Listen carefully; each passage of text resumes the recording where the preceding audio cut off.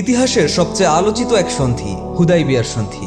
কিন্তু আজকের যুগে এই সন্ধির ভুল ব্যাখ্যা দিয়ে অনেকেই ইসলামের নরম রূপ তুলে ধরতে চান। কাফির ও বাতিলের সাথে আপোষে মুসলিমদের উদ্বুদ্ধ করতে এই সন্ধিকে বানানো হয়েছে আধুনিক ইসলামী উদারতার প্রতীক। বিখ্যাত আলিম ও গবেষক শাইখ আহমেদ মুসা জিবরিলের লেকচার অবলম্বনে পেনফিল্ড পাবলিকেশন থেকে প্রকাশিত হুদাইবিয়ার সন্ধি নামক বইয়ে উঠে এসেছে এই অপব্যাখ্যার দালিলিক খণ্ডন।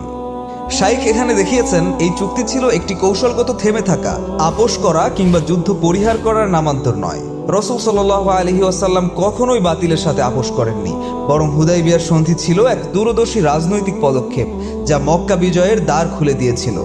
আর এই বিজয়ের দিকে ইঙ্গিত করেই আল্লাহ সুবহানাহু ওয়া তাআলা পবিত্র কুরআনে বলেন, ইন্না ফাতাহনা লাকা ফাতহাম মুবিনা।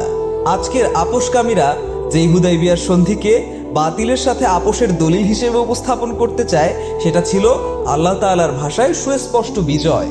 এই বই শুধু ঐতিহাসিক একটি বিশ্লেষণ নয়, বরং আধুনিক যুগের বিভ্রান্তিকর ইসলাম প্রচারের বিরুদ্ধে এক তীক্ষ্ণ প্রতিবাদ। যারা আজ হুদাইবিয়ার সন্ধি নাম নিয়ে মুসলিমদের দুর্বলতা শেখাতে চান, তাদের জন্য এটি একটি চোখ খুলে দেওয়া জবাব। শেখ আহমদ মুসা জিবরিল এখানে দেখিয়েছেন, শান্তি তখনই অর্থবহ হয় যখন তা শক্তির ভিত্তিতে আসে, বিজয়ের ভিত্তিতে আসে, আপোষকামিতার ভিত্তিতে নয়। আপনি কি জানেন আজকের বিশ্ব রাজনীতিতে হুদাইবিয়ার সন্ধি কিভাবে ব্যবহৃত হচ্ছে মুসলিমদের দুর্বল করতে?